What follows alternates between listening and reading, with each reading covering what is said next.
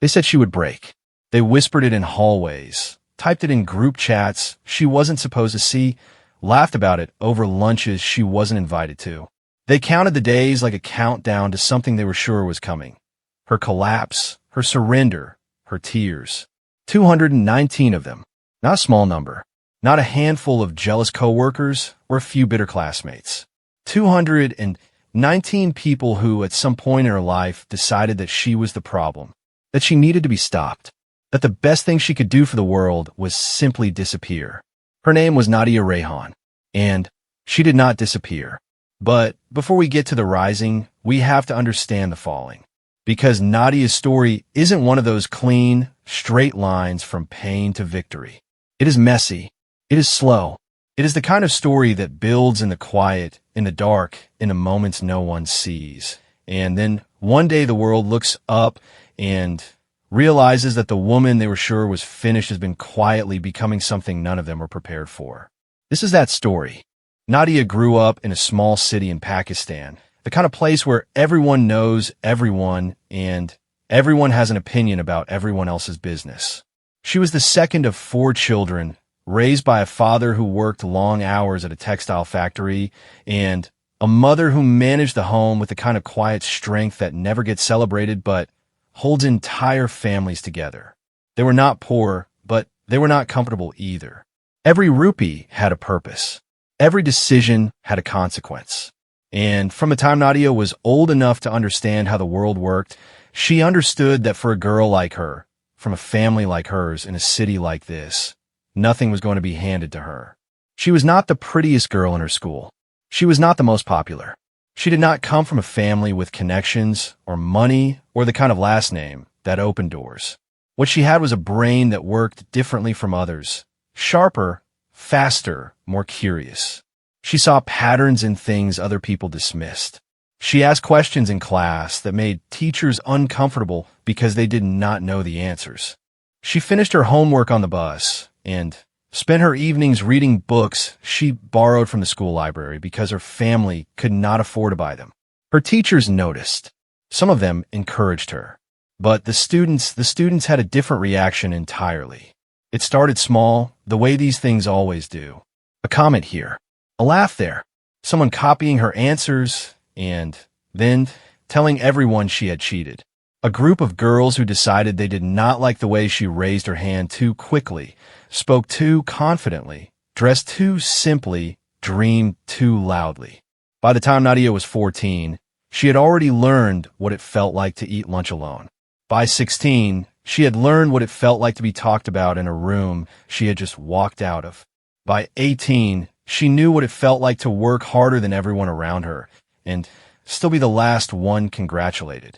She got into university on a scholarship, a full one, the kind that students from her neighborhood did not usually get, the kind that required not just intelligence, but an essay and an interview and letters of recommendation and a level of persistence most people gave up on halfway through.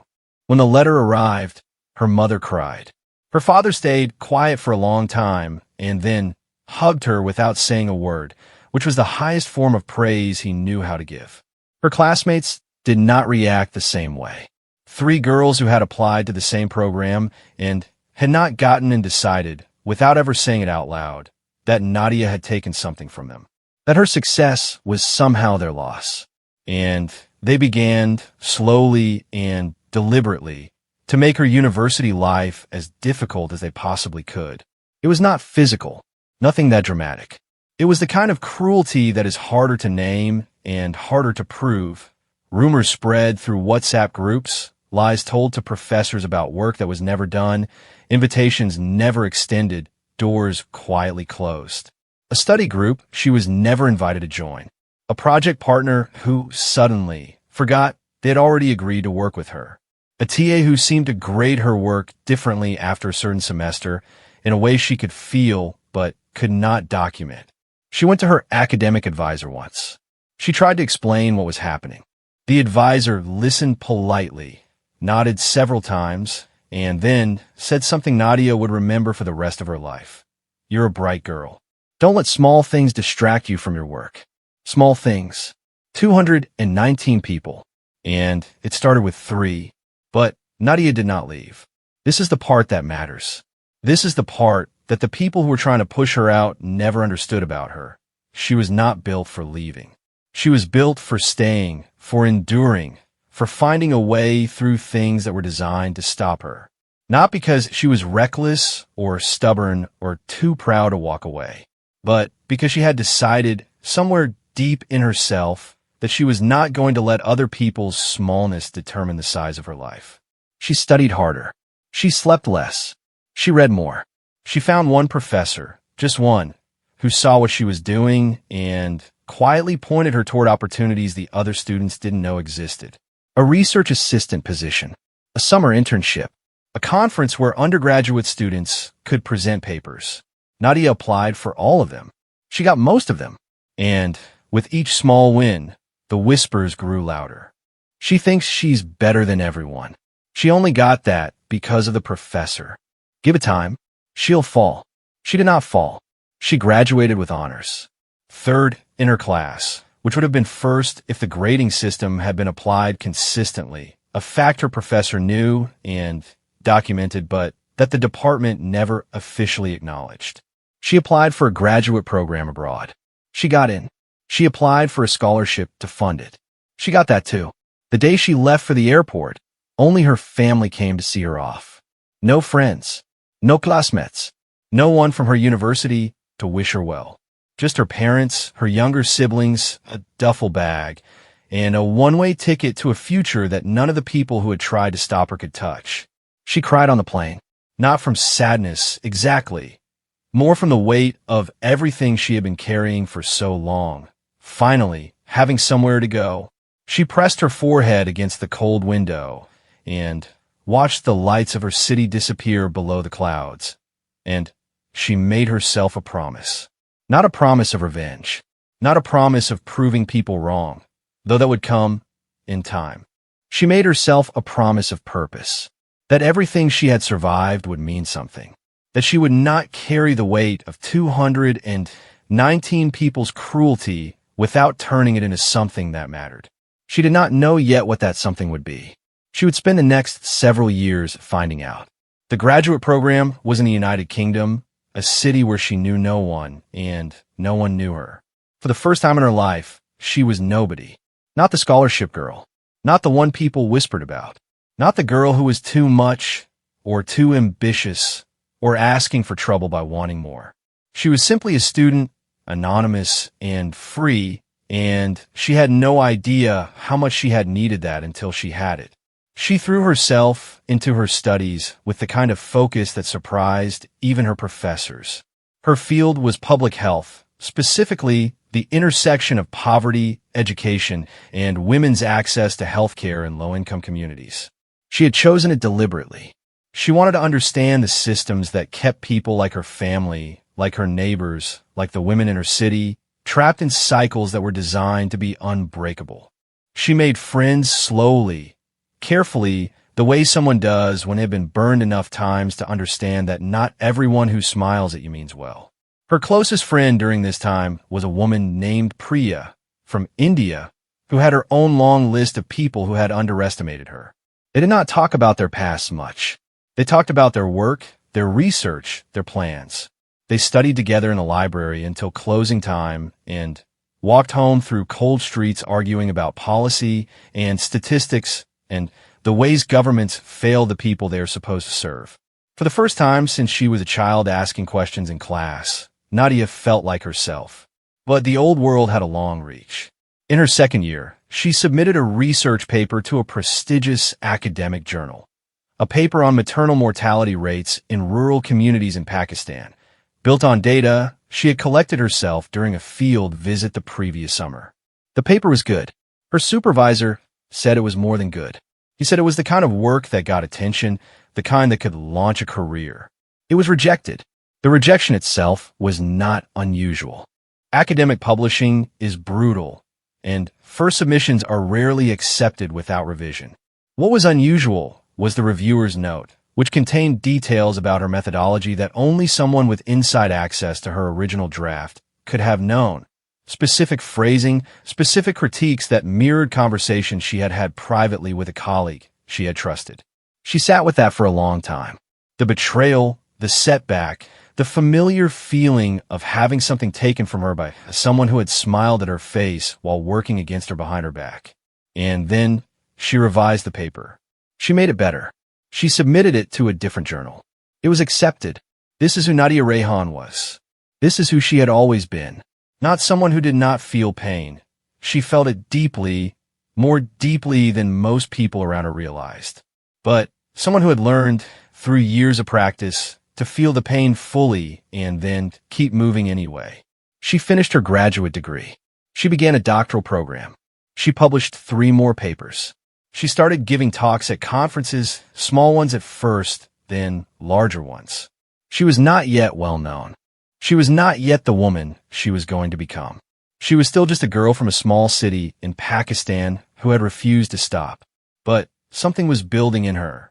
Something that all those years of being pushed against, of being told she would fall, of watching doors close and windows lock, something that all of that had been quietly building into. She could feel it coming. She just did not know yet what it would cost her to get there. Because the hardest part of Nadia's story had not happened yet.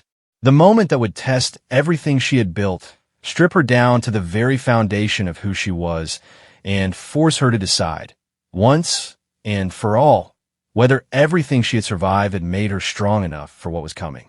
That moment was still ahead. And it was going to be the kind of moment that 219 people scattered across years and cities and group chats and journal review boards have been betting would finally break her. They had been wrong about everything else. They would be wrong about this too. There's a specific kind of loneliness that comes when you're doing everything right and still losing. It is not the loneliness of failure. That kind has a certain logic to it, a reason you can point to and work on. This loneliness is quieter and more confusing. It lives in the gap between how hard you are working and how little the world seems to care. It sits with you in the mornings before you have fully woken up, in the evenings when the energy of the day is gone, and you're left alone with the truth of where things actually stand. Nadia Rayhan knew this loneliness well. She had lived inside it for years. But nothing prepared her for the version of it that arrived in her 31st year of life on a Tuesday afternoon in November when she received an email that changed everything. She had been working for 2 years by then inside a mid-sized international health organization based in London. She had joined after finishing her doctorate, a position she had earned through a competitive process that included 12 rounds of interviews and a policy brief she spent 4 months writing. She was one of 3 researchers in her department. Her work focused on designing community health programs for women in rural South Asia. She believed in the work. She put everything into it. The email was from the organization's head of programs, a man named David Hargreaves. It informed Nadia that her position was being eliminated due to strategic restructuring. She would be given 1 month of notice and a standard severance package. The email was 2 paragraphs long. It had been CC'd to HR.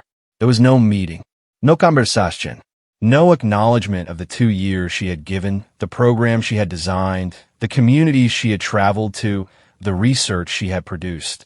She read it 3 times. Then she closed her laptop and sat very still for a long time. Later, weeks later, when she had enough distance to see things clearly, she would find out what had actually happened. The restructuring was real, but selective. Her position had not simply been eliminated. It had been absorbed into a new role, a role with a better title, a higher salary, and a new occupant. Someone who had been in the organization for 8 months. Someone with fewer publications, less field experience, and a very close personal relationship with David Hargreaves. Someone who was not Nadia. She had navigated the academic world. She had navigated the slow cruelty of classmates and colleagues. She had learned to work in systems that were not designed for her. But this losing not because she had failed, but because someone with less had taken what should have been hers through proximity and politics, this was a different kind of blow. It did not make her angry immediately. It made her quiet. A deep, still, heavy quiet that her flatmate noticed, and her mother noticed over the phone, and that Priya, calling from Edinburgh, said frightened her more than tears would have. "You're too quiet," Priya told her. "Talk to me." "I'm thinking," Nadia said. "About what?" "About what I'm going to do next." This was the truth. In the silence, Nadia was not grieving. She was calculating, not in a cold or vengeful way, in the way she had always operated when the path in front of her was blocked. She looked at what she had. She looked at what she needed. She looked at the gap between them and started figuring out how to close it. She had a doctorate. She had published research with real-world applications. She had field experience in 3 countries. She had a network, small but genuine, built over years of showing up and doing the work. She had no institutional support, no senior sponsor, no one willing to make calls on her behalf. But she had something she had been quietly building for the past year, and a half that she had not yet taken seriously as a real thing. She had a plan. It had started almost accidentally. During her time at the organization, Nadia had been running a small pilot program, unofficial, unfunded, operating in the margins of her actual job description. She had connected with a group of community health workers in a rural district of Punjab, trained them remotely on basic maternal and newborn care practices, and created a simple mobile-based tracking system to monitor outcomes. It was small, 42 women, 1 district, but the results were striking. In 8 months, the rate of facility-based deliveries in that community had increased by 31%. Referral rates for high-risk pregnancies had tripled. 2 women who would statistically have died in childbirth were alive. She had written it up as an internal report and submitted it to her supervisor 6 months before the email arrived. She had never received a response. Now, sitting in the silence after losing her job, she took that report back out. She read it again, and she thought about something Priya had said to her years ago in the university library during a long night of studying when they were both tired and frustrated and questioning everything. The institutions are never going to save us. We have to build the thing ourselves. Nadia had nodded then and moved on. She was not ready for it then. She was ready now. She spent the next 3 months doing something that required more courage than anything she had done in an academic setting. She applied for a small grant, £30,000, from a foundation focused on women's health in the developing world. She used her pilot data as evidence. She used her research publications as credibility.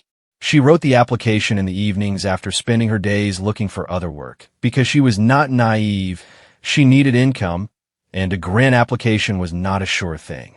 She got the grant. It was not a life-changing amount of money. It was barely enough to register an organization, hire 1 part-time coordinator, and extend the pilot program to 3 additional districts. But it was enough to begin. And Nadia had been learning her whole life, that beginning was everything. She called the organization Zindagi Pehli, life first. The name came from something her mother used to say when Nadia was young and worried about what other people thought of her choices. Her mother would look at her with that particular kind of steady calm that only mothers who have survived hard things can carry, and she would say, "Pehli Zindagi, Baki Baat mine." Life first, everything else later.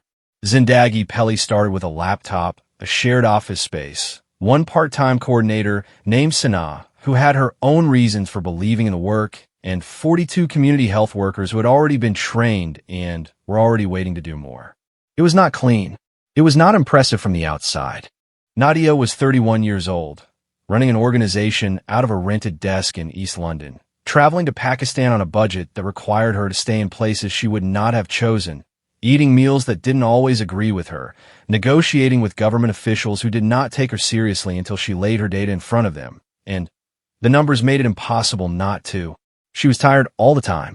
She was running on a kind of fuel that had no name, not ambition exactly, not desperation, but something that lived between the two, a belief, absolute and unshakable, that the work mattered. That the 2 women who were alive because of a program she had run on the margins of a job that then fired her deserved to be the beginning of something, not a footnote.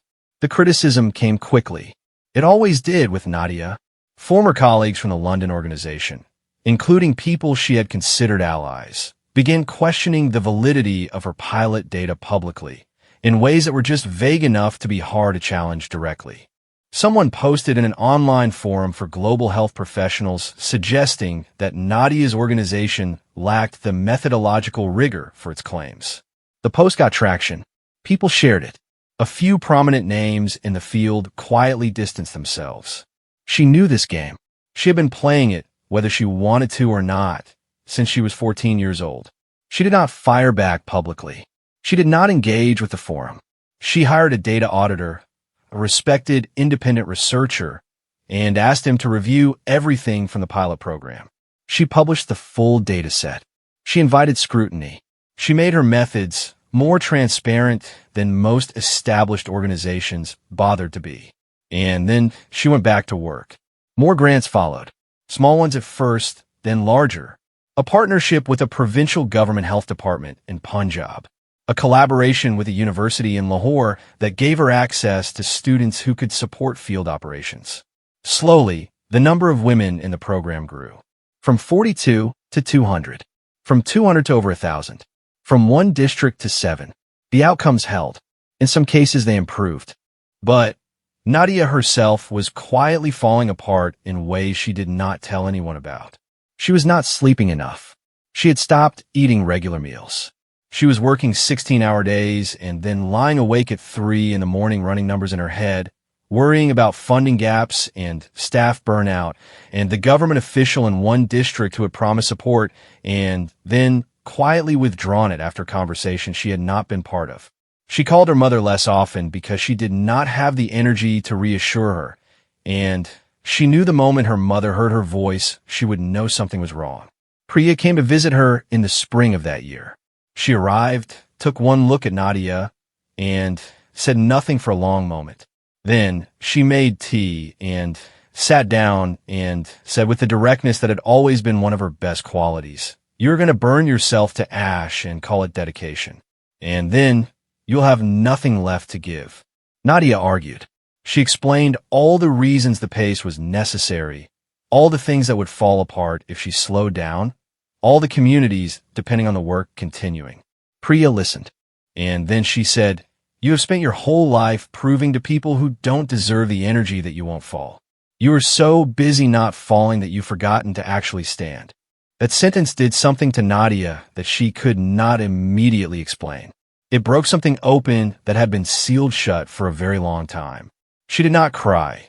She was past the kind of crying that comes easily. But something shifted. Some guards she had been holding at attention for years finally stood down. She hired a program director to take some of the operational weight. She started sleeping 8 hours, not every night, but most. She began, slowly and imperfectly, to build a team that could carry the work without every decision running through her. Not because she had stopped caring, but because she had finally understood that the work surviving her was more important than her surviving herself. And in the space that opened up when she stopped white-knuckling every part of the organization, in that space, something unexpected began to happen. The work started to speak for itself. A health journalist from a Pakistani newspaper wrote a piece about Zindagi Peli. Not because Nadia had pitched it, but because one of the community health workers had talked about the program in an interview about something else entirely, and the journalist had followed the thread. The article was small. It ran on a Tuesday morning, and Nadia did not even see it until 3 days later. But the people who saw it shared it, and the people those people shared it with shared it further. And somewhere in that chain of sharing, it reached a woman named Dr. Amina Siddiqui, a Pakistani British physician who sat on the board of one of the largest private health foundations in the region, a woman with the kind of connections and credibility that Nadia had spent years trying to build from scratch. Dr. Siddiqui sent Nadia an email. It was 3 lines. She said she had read about the program. She said the data was impressive. She said she would like to meet. Nadia read it twice.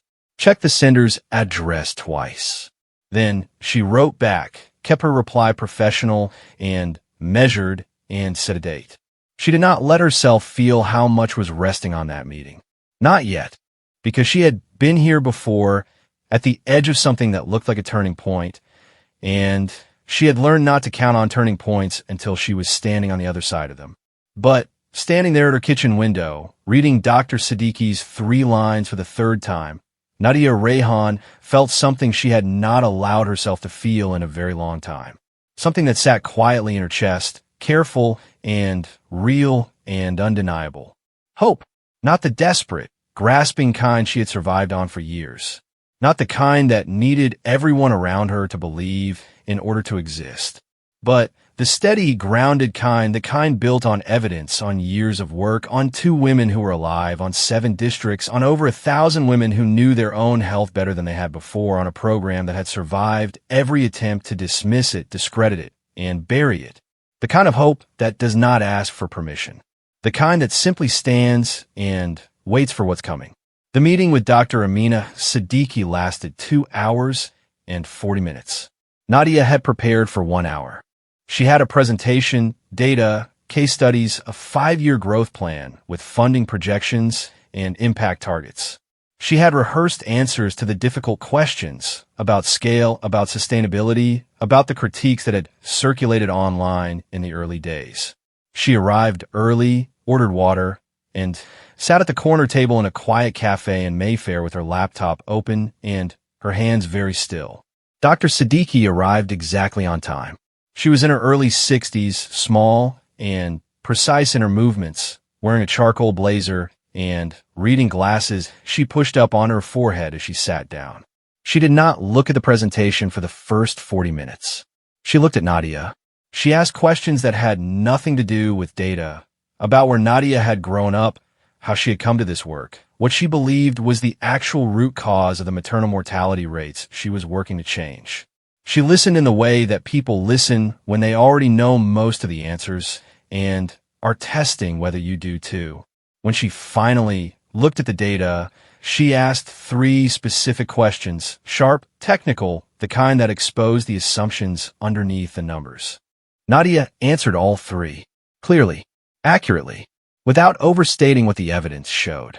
Dr. Siddiqui took off her reading glasses, folded them on the table, and looked at Nadia for a long moment.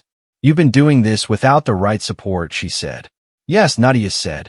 "How long?" "My whole life," Nadia said. And then, because it was true, and because Dr. Siddiqui struck her as someone who could handle the truth. But the organization specifically, 3 years. Dr. Siddiqui nodded slowly. "I'm going to bring your program to the board. I can't promise anything, but I will make the case." She paused. "I want you to know something. I looked into your background. I know about what happened at the London organization. I know about the Forum Post. I know about the rejected paper." She looked at Nadia steadily. "I know what it costs to be the kind of person who keeps going after all of that. And I want you to know that I see it." Nadia said nothing for a moment. She pressed her hands flat against the table, not because she was nervous, but because she needed something solid to hold on to. "Thank you," she said. And she meant it in a way that had nothing to do with the funding. The board meeting was 6 weeks later. Nadia was not in the room. She submitted materials and waited. She spent those 6 weeks working as she always had, methodically, day by day, district by district, refusing to let herself stop functioning in anticipation of a decision that was not yet made. She flew to Lahore for 10 days to check on the field operations, meet with the community health workers, sit with the women in the program who did not know her name, but whose lives are the entire reason any of this existed. She sat in a small courtyard in a district outside the city with a woman named Rubina, who had delivered her 3rd child 6 months earlier with train support, who knew her blood pressure numbers and her due date, and who to call if something went wrong, things she had not known during her first 2 deliveries. Rubina made tea on a small stove and talked about her children with the easy confidence of a woman who felt, for the first time, like she was in charge of her own body and her own story. She did not know about Zindagi Pelli's funding situation. She did not know about Dr.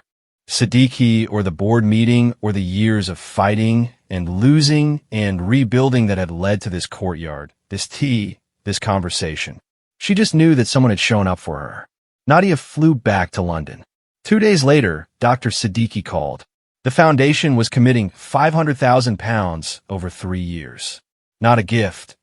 A partnership with accountability structures and reporting requirements, the kind of serious institutional backing that meant the organization was now being treated as real. Not a small good idea operating in the margins. A real program with real resources being taken seriously by people with the power to amplify it. Nadia did not scream or cry or call anyone in the first 10 minutes after hanging up. She sat in her flat in the same chair she had been sitting in for 3 years of late nights and early mornings, and she looked out the window at the gray London street below, and she let it land. 3 years. Hundreds of women. 7 districts. 2 women who were alive. And now, finally, the kind of support that could let it become something bigger than one person's refusal to quit. She called her mother. Her mother answered on the second ring, the way she always did, with a voice that was both completely unsurprised by good news and completely overwhelmed by it. She cried. She said, Alhamdulillah, 4 times. She said she had always known. She said she was going to call every person in their neighborhood. She said, and this was the thing that stayed with Nadia longest, you carried all of us with you. All this time. I hope you know that. Nadia did not sleep that night. But it was a different kind of sleeplessness than she had been living with. Not the anxious, grinding sleeplessness of someone running on fumes. The wide-awake, clear-eyed sleeplessness of someone who can finally see the road ahead. The next 18 months were the most intense of her professional life. The funding changed the scale of what was possible, but scale brings its own complications. More staff to hire and manage. More government relationships to navigate. More visibility, which brought more scrutiny, which brought more critics. The online forum had gone quiet, but did not disappear. A new round of skepticism emerged when Zindagi Pelli's growth was covered in a health sector newsletter. Questions about whether the model was truly replicable, whether the outcomes were being measured rigorously enough, whether an organization led by one person with no traditional path through the sector could be trusted to manage resources at this level. Nadia had long since stopped being surprised by this. She had also, slowly and deliberately, stopped letting it redirect her energy. She had learned something essential about critics. The ones who mattered would engage with the actual evidence. The ones who were simply uncomfortable with her existence would find reasons to object regardless of what she showed them. She could not control the second group. She could control the quality of the work. She expanded the program to 14 districts. She brought on a board of directors, real people with real credentials, and real accountability to the communities being served, not just institutional names on letterhead. She formalized the training curriculum for community health workers in a way that could be adapted and used by other organizations. She published 2 more papers. She gave a keynote at a global health conference in Geneva, a room of several hundred people, many of them senior figures in the field, people who had been in this world for decades, and spoke for 40 minutes about what it actually took to design programs that worked in communities that had been failed by top-down approaches for generations. The talk was recorded. It circulated. It reached people who had never heard of Nadia Rayhan before and who forwarded it to people who also had not heard of her. Within a year, Zindagi Pelli had received partnership inquiries from 3 countries outside Pakistan. A government health ministry reached out about adapting the model at the national level. And then something happened that Nadia had not planned for and could not fully process when it arrived. She started hearing from the people who had tried to stop her. Not all of them. Not with apologies. Very few people who have worked against you ever come back with actual apologies. But in a muted, indirect way that the world sometimes acknowledges what it got wrong. A former classmate who had been one of the 3 girls who had made her university years a quiet war sent her a LinkedIn message saying she had seen the Geneva talk and thought the work was incredible. A former colleague from the London organization, one of the people who had shared the forum post questioning her methodology, published a piece in a health sector journal that cited her research without comment, as though it had always been credible, as though there had never been a moment when they had tried to undermine it publicly. One of her former professors, who had been largely indifferent to her during her graduate years, emailed to ask if she would be willing to speak to his current students. She responded to most of these with professional courtesy and nothing more. She was not angry. She had spent too much of her energy on anger in the past and had learned it was a fuel that burned out quickly and left a residue. But she was also not moved. The opinions of people who had tried to make her smaller had ceased to be a mirror she looked into. She looked into a different mirror now. She looked at the data. She looked at the women. She looked at Rubina, who she had stayed in touch with, and who had recently become a peer supporter in the program, training other women in her community the way she herself had been trained. She looked at Sanaa, who had started as her part-time coordinator and was now the program's operations director, someone who had grown alongside the organization and whose own story of persistence and refusal ran parallel to Nadia's in ways neither of them talked about explicitly, but both of them understood. She looked at the team she had built. Imperfect, stretched, overworked sometimes, human in all the ways that matters, who showed up because they believed the work was worth showing up for. This was the mirror that told the truth. By the time Nadia Rayhan was 35 years old, Zindagi Pelli had reached over 28,000 women across 21 districts in Pakistan. The program had been independently evaluated 3 times. Its outcomes have been replicated and documented. A sister organization using a model had been launched in Bangladesh by a local team that Nadia had trained and supported. A version of the curriculum was being piloted in 2 districts of rural Afghanistan. The organization had been recognized in 4 different global health reports as a model for community-led maternal health intervention. She had not done this by becoming someone else. She had not softened her questions or quieted her ambitions or learned to ask for less space in rooms that had tried to make her small. She had done it by becoming more fully herself, by learning through years of loss and resistance and quiet rebuilding that the thing in her that people had tried to punish was also the thing that made the work possible. Her mother came to London the year Nadia turned 35. It was the first time her mother had traveled internationally, the first time she had been on a plane, the first time she had seen the city where her daughter had been grinding away for years. Nadia took her around, not to the tourist things, though they did some of those too, but to the office, to the shared workspace where it had all started, to the cafe in Mayfair where she had met Dr. Siddiqui. Her mother stood in the small, unremarkable office for a long time, looking at the wall where Nadia had put up a map of Pakistan with pins marking every district they worked in. 21 pins. Small, colored pins on a paper map. Her mother reached out and touched one of them, gently, the way she used to touch Nadia's forehead when she was small and sick and needed reassurance. All of this, her mother said quietly, from one girl who wouldn't stop. Nadia did not correct her, but later alone, she thought about all the things that sentence left out.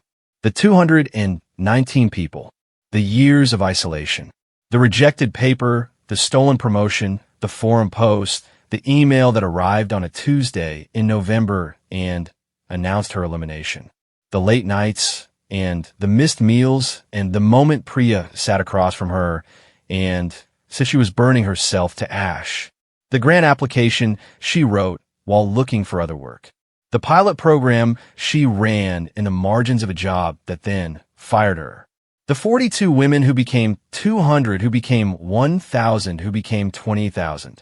It was not one girl who wouldn't stop.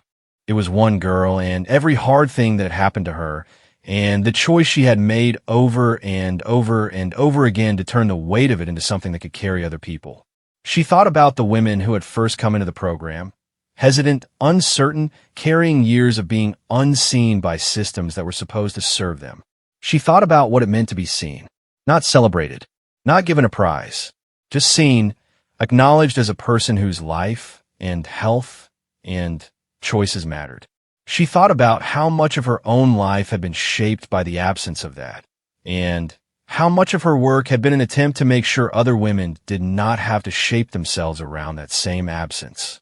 There's a version of this story where Nadia Rayhan becomes bitter, where the 219 accumulate into a weight she cannot carry and a wall she cannot get past, where the cruelty of classmates and colleagues and institutions chips away at her until there is not enough left to build anything with.